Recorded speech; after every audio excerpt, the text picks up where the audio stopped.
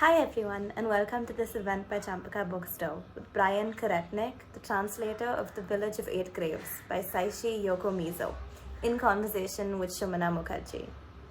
The Village of Eight Graves is the first book in the crime subscription box, the Champaca Crime Subscription, which is a monthly subscription where we're sending out books in the crime genre from across the world, and we're delighted to kick things off with this book from Pushkin Press.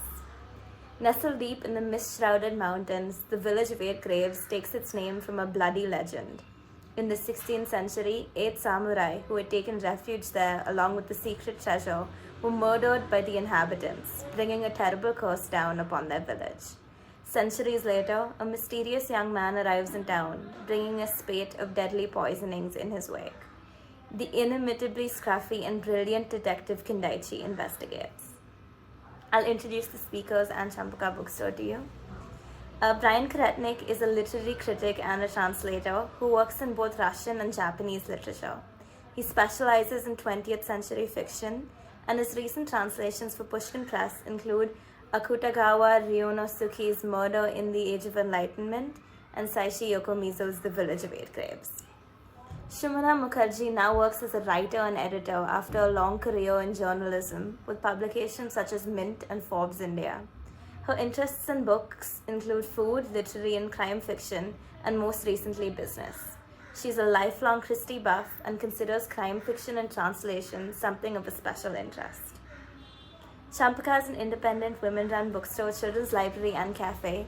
We bring diverse stories and perspectives for our readers and in our children's library through our books and events. We have an online store which ships across India where you can find all the books on our shelves at www.champaca.in. And now over to Bryan and Sumana. Hi, Bryan, and welcome to this chat. First off, congratulations and thank you for translating The Village of Eight Graves, a most gripping and entertaining work of Japanese crime fiction. You have a fairly long list of translated works to your credit. Could you tell us a bit about how you got into translating Japanese and Russian literature? Sure. Well, thank you, Sumana. It's fantastic to be here. I'm delighted to join you today to talk about this book. So I've had a long history with crime fiction generally. I mean, I grew up binge reading a lot of Golden Age literature, all the way from Agatha Christie, Dorothy Sayers, all the way throughout my teenage years. I was fantastically interested in that. And then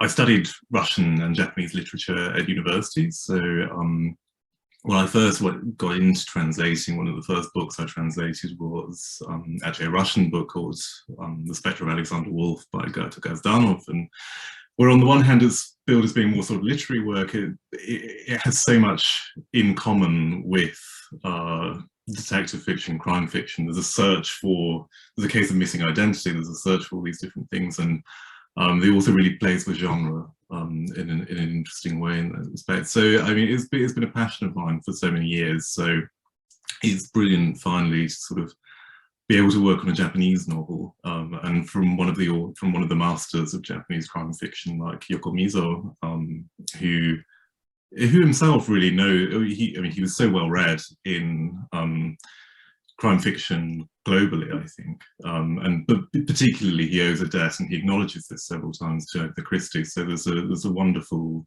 affinity and a wonderful sort of genealogy going on there. So. What drew you to crime fiction? I mean, like you said, you began with something that was far more literary, and especially Yokomizo, there's a fair amount of pulp tropes in them. Is there a conflict, or are you looking to reach a wider audience? What was going on there?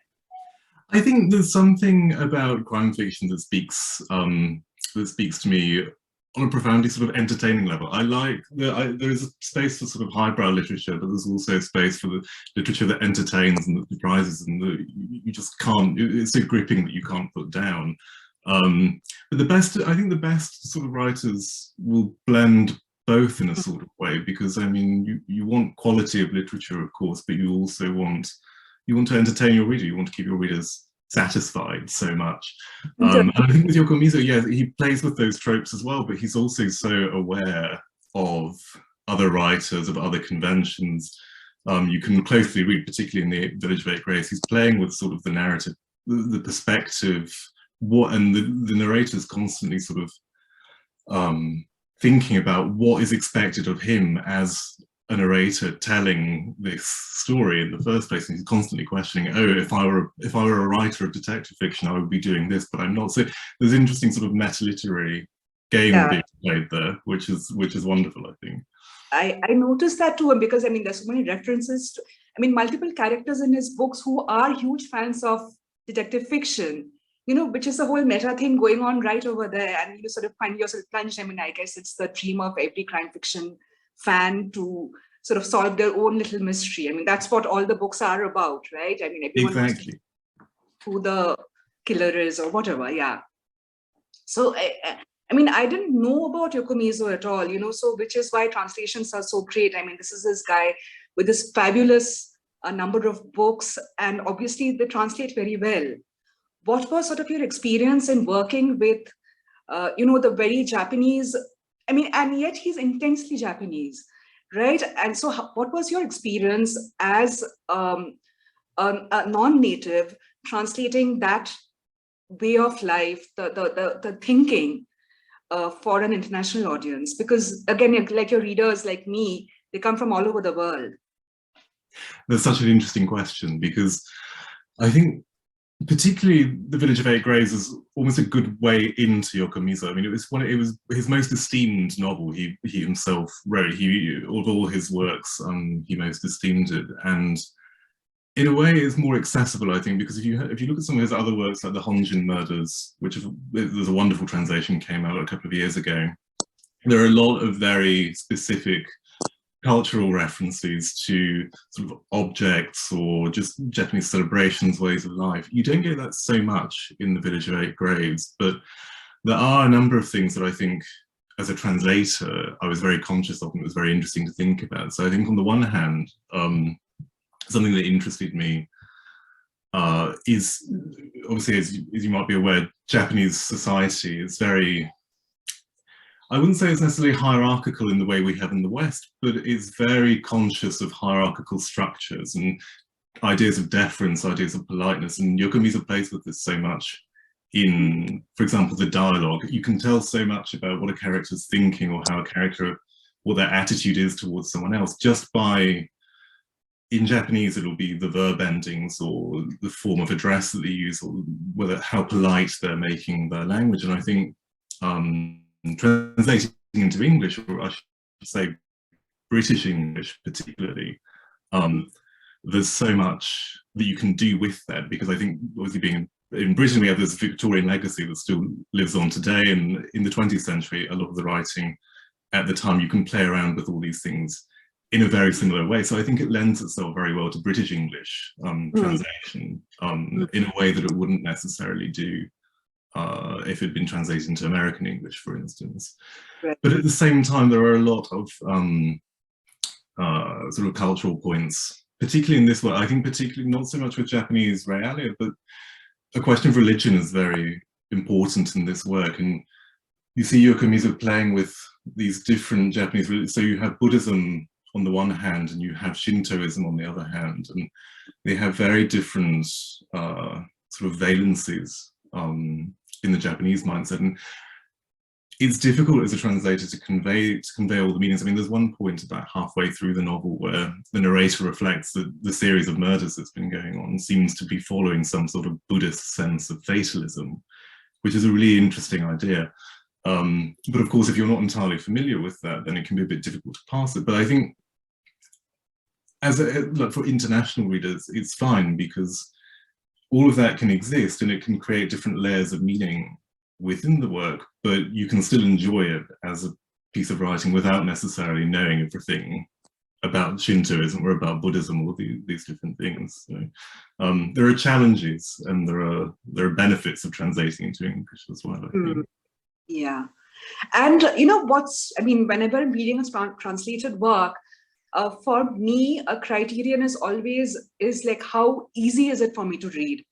Am I thinking that the writer's thinking in another language and translating into English, or is it just so fluid that I don't even realize that this is a translation? You know, for me, that is the perfect translation, where the translator is so unobtrusive as to be almost absent, right? That is sort of that's a sort of my criterion, and may not be the best thing.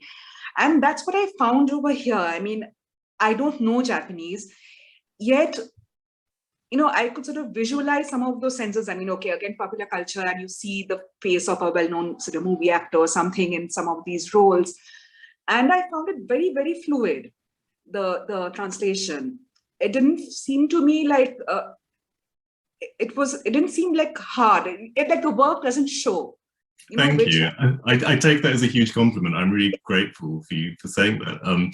Yeah, I mean, it's quite a traditional approach to translation, but I think particularly when, for me as a translator, my ultimate goal is for more people to encounter these wonderful works and these wonderful authors. So if that helps it along and artistically that's possible, then I think it's best to do that. I think translate is interesting, sort of thinking about translating from Russian, translating from Japanese. I mean, Russian on the one hand being an Indo-European language, it's very easy to be quite literal or quite close to the original text, whereas because Japanese is a completely different branch of language, it's almost liberating in a way, because you don't have, as a translator into English, you don't have the possibility of any degree of literality. So you have to sort of think, okay, how would I naturally say this? So in one hand, it's more difficult, but I find it more freeing, more liberating as a translator, because it gives more space for your imagination to take over and really to imagine and embody these characters. Take creative liberties with, you know, because there are turns of phrase which I'm like 100% sure that this was not a literal translation. I mean, this is, these are phrases that we have encountered, or, you know, just idioms, which are very, very English or British, you know, and I found, and I sort of, I mean, I noticed it just because sort of, you know, I kind of have worked and translated a bit myself, and I've read so voraciously, but I found that so fascinating that you use it so unself-consciously, you know, so it is not jarring. It is not jarring, because I mean, what my idea of Japanese society is coming mostly, say, from movies or translated fiction in recent years. And this, I find, this book, Eight Graves, I find totally plausible, reading it in English. Thank you know, which I guess is what like every translator sort of is aiming to. Yeah.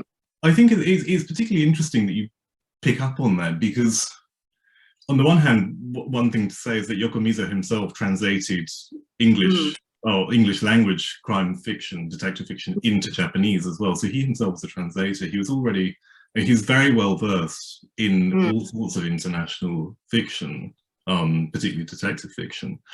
And I was never thinking, as I was going through, oh, he's borrowed this from this work, or he's done it, he's borrowed this phrase, or he's meaning this. But it's interesting, because I think this sort of golden age of detective fiction, it is very much an international phenomenon that sort of happens at different points in time. Different countries pick up on it, but it creates almost a sort of community of works that are in dialogue with each other. And I think that, in a way, that's why it's so, not easy, but that's why it's so possible, just as a translator, to sort of embody that sort of space that that this sort of golden age detective fiction inhabits. That's to know, yeah.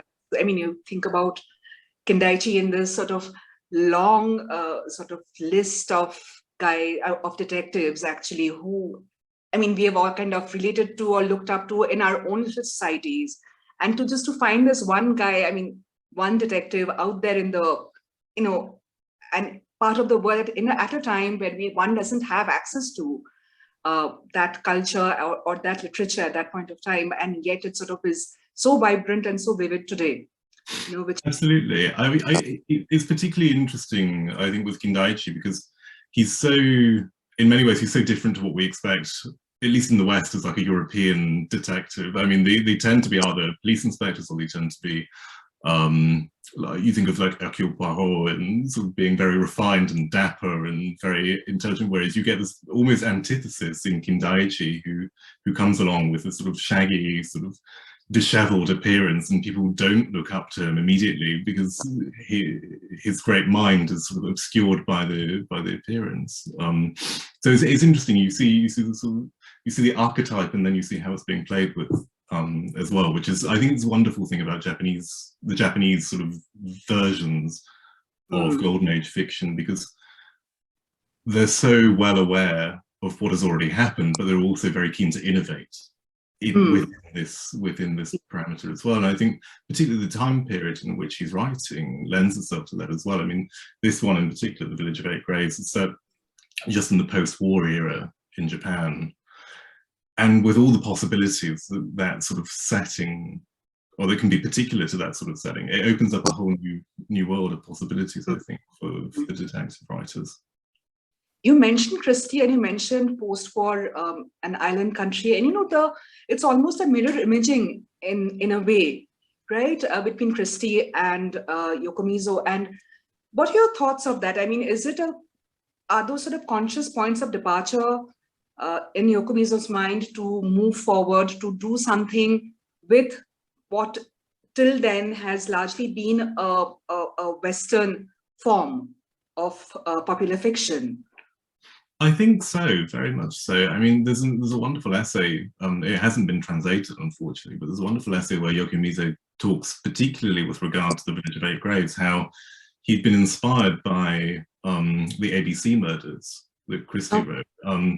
And it's interesting to sort of think about that, because they're very, very different works, of course, and they're written at very different times, but you can see certain affinities and certain technicalities being worked out in a similar way, but just being given a whole new lease of life by this sort of post-war setting. So yeah, he's definitely writing not within a tradition, but sort of expanding out from a tradition, but being very conscious of where the writing's coming from at the same time, I think. That's fascinating to know. And also the one thing that sort of did strike me is how how Japan sort of survived the war as a defeated nation, how that plays out in the literature. And Christie also has a lot of that, of people who are lost after the war, who don't have a definite sort of role, like they don't get up in the morning and go and sort of fly a plane or something like that. And they don't know what to do with themselves. We have a similar character in The Eight Graves as well. And he's a bit of a question mark. No one quite knows what he's about. He's a... Exactly. I mean, the post-war reality for Japan is so prevalent in this work, and you have entire cities destroyed, still being rebuilt. You have these characters who've been displaced either during the war or because of the bombing or because of the evacuations during then. And Yokomizo plays with this so much, because not only do you have the ability for characters to take on new identities and to sort of reinvent themselves in a way, but you also, on a much more profound level, you have the sort of psychological impact that has on some of the characters, how some of them have been ruined by the war, how some of them experience so much trauma from the memory of those years at the same time. So he doesn't just use it as some sort of convenient setting. He really looks into what it means for people. And I mean, he was still writing this. I mean, even when he was writing this, even though it's a bit later, Japan was still, it was still such a recent, fresh memory for readers at the time. So I mean, now we might read it as being a sort of historical document with historical curiosity, but I think it's also important to remember that when it was written, it was so much closer to the event itself. And I think for years and years and years, people still experience this as a first-hand memory, almost. Japan has always been a very proud nation. It's been insular, but it's been a very proud nation. He always knew what it was. And after the war, it had no idea, again, how to sort of reinvent itself, who it was in the world stage. Absolutely, and you can see that in as you say, in the protagonist's character here, almost searching for identity, because he's lost his parents. He's looking, he's lost even his adopted family afterwards, and he's sort of looking. The whole novel almost is a quest to find out who he is, who he belongs to, what his family is, and where his ties are. Because the whole, for people watching this who don't necessarily know the story, the whole quest is about him returning from the city to the village where he may or may not have been born, and trying to sort of find family there. And I think that echoes so strongly, or it resonates so strongly with so many experiences at the time.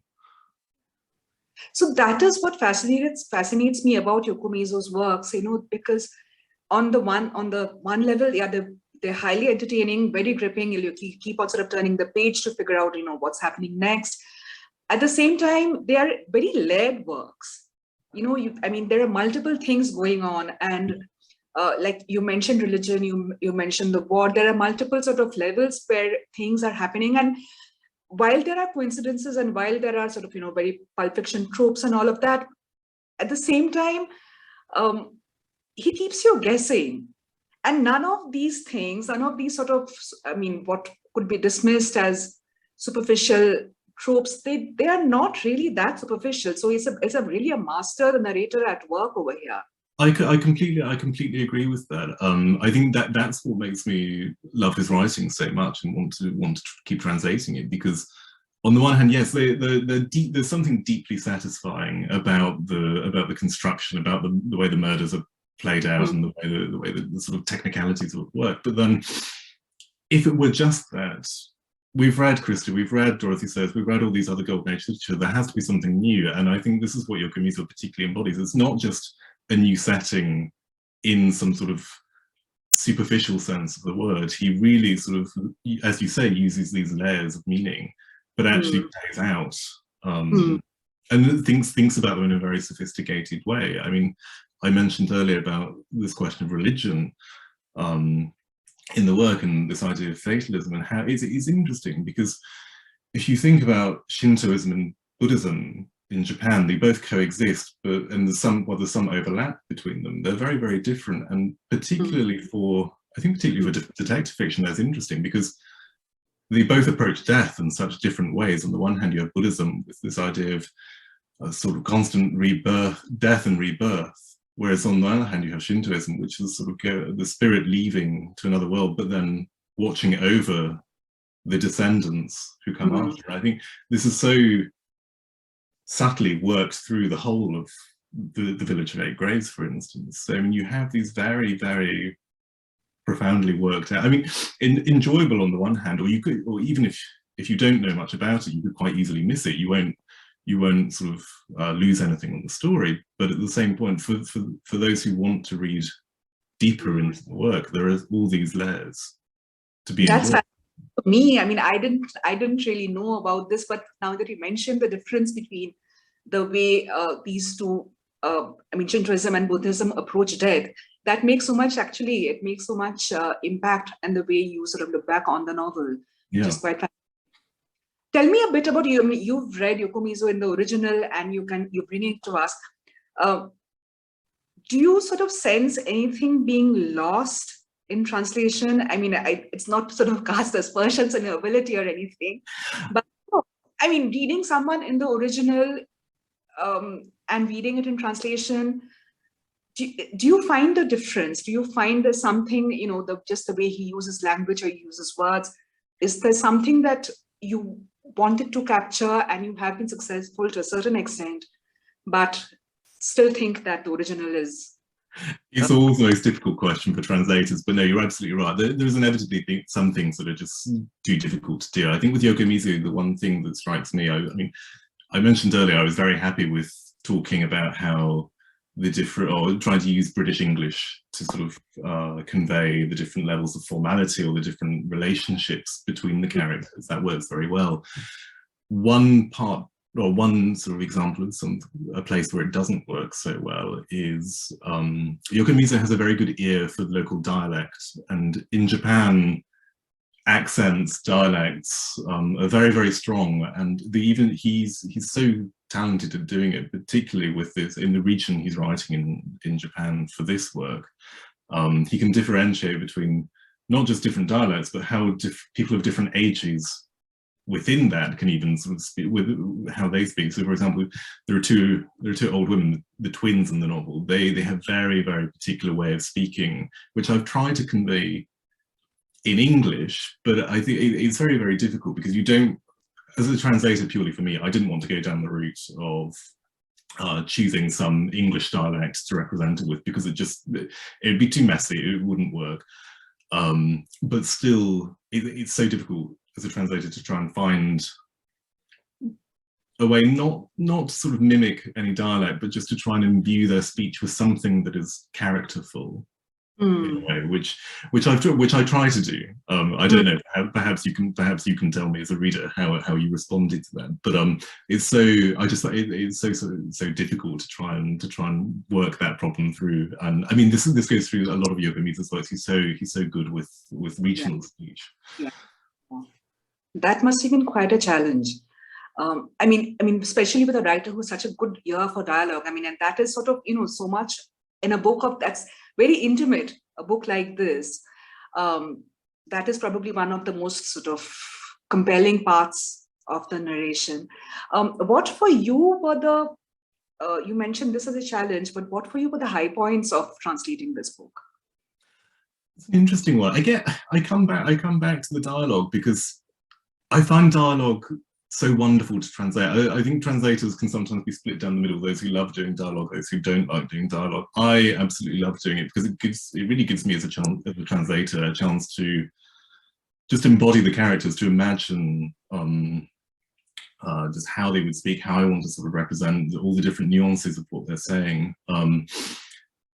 And while on the one hand, I sort of say, yes, the accent and the sort of local regionalization of speech is difficult to convey. There are so many other things about personality, about character, about intentions, relationships, motives, and even hidden motives that can be affected just by how you arrange words. And I love doing that, and that's one thing that I've really tried to do with this work.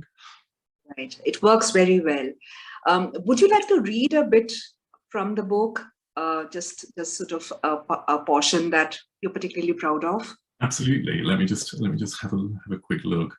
Here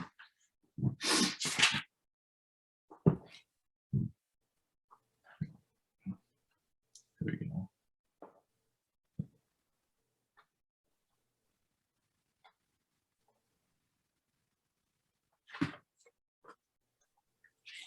Okay, so.